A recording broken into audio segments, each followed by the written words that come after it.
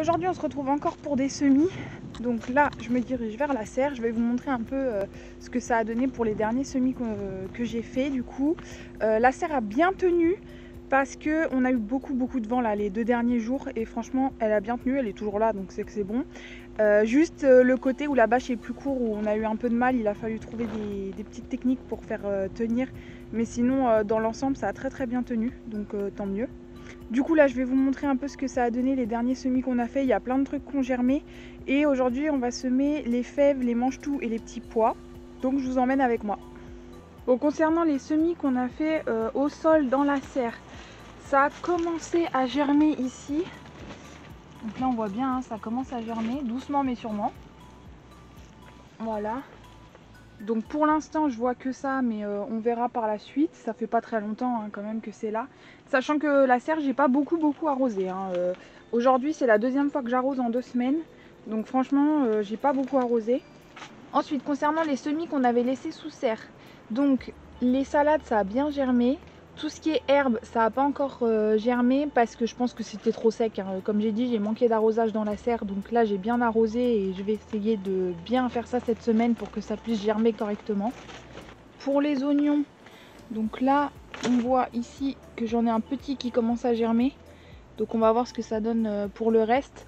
Du coup, j'ai mis le couvercle de la serre dessus. Je me suis dit que ça allait les garder au chaud comme les salades ont déjà germé. Ça devrait aider. Pour les aubergines, donc là on a une bonne partie qui a germé, il en reste encore dans la maison. Tout ce qui a bien germé, je les ai mis dans la serre, je les ai mis ce matin dans la serre. Parce que dans la maison là ils vont commencer à manquer de soleil. Donc pour éviter que ça file, je viens de les mettre dans la serre. Donc cette ligne là c'est toute une variété, je pense que c'est les longues violettes. Parce qu'elles arrivent à germer dans des conditions assez fraîches, donc c'est les premières qui ont germé. Celle-ci je sais plus ce que c'est comme variété. Mais voilà, elles ont quasiment toutes germé, j'en ai 4 sur 5 et le reste, bah, ça commence doucement. Donc je les laisse pour l'instant dans la maison. Et ici, on a du coup le céleri qui a bien germé et comme on voit, voilà, il commençait à manquer de lumière dans la maison.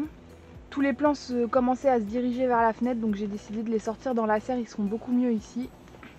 Donc j'espère que vous n'entendrez pas trop le vent parce qu'il y a beaucoup de vent en ce moment. C'est un peu compliqué. Donc là je vous emmène voir les poules parce que depuis la dernière fois on les avait déplacées ensemble.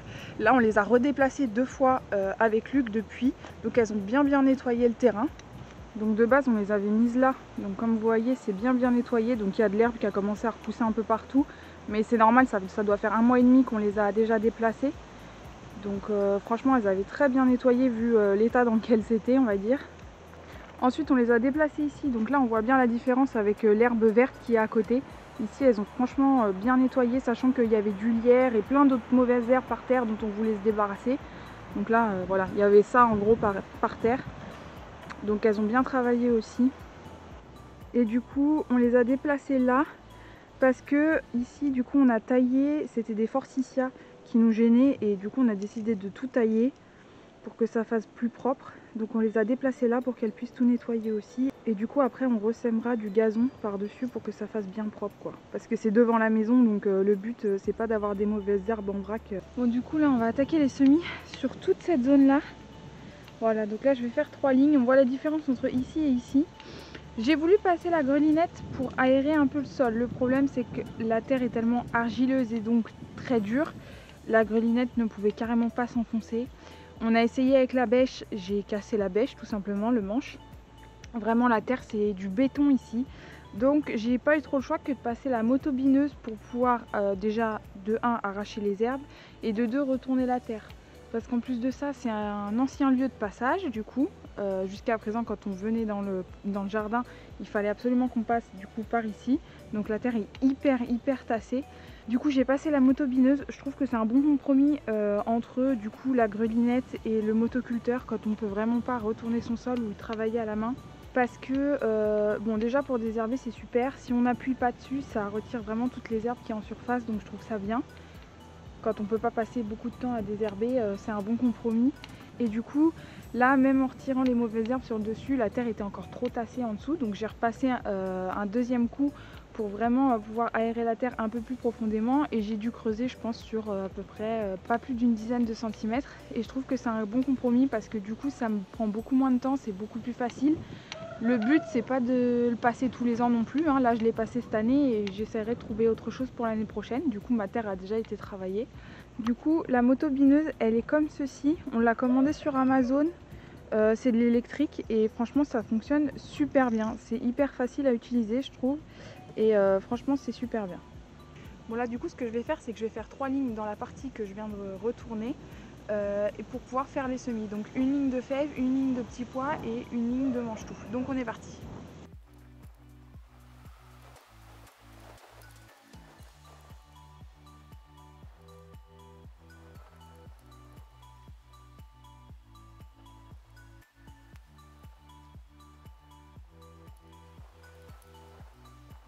Donc une fois que ça c'est fait, on peut semer. Donc je vais commencer par semer les fèves.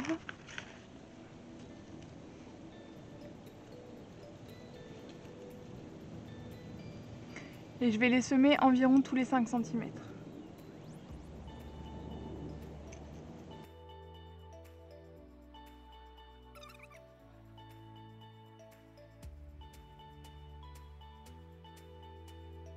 Une fois que j'ai fait ça, je viens faire exactement la même chose avec les petits pois et les manche-tout. Juste, je vais pas arroser parce que ces derniers temps il a beaucoup plu et dans les jours à venir ils annoncent de la pluie, donc ça sert à rien que je noie ma terre, ça va s'arroser tout seul.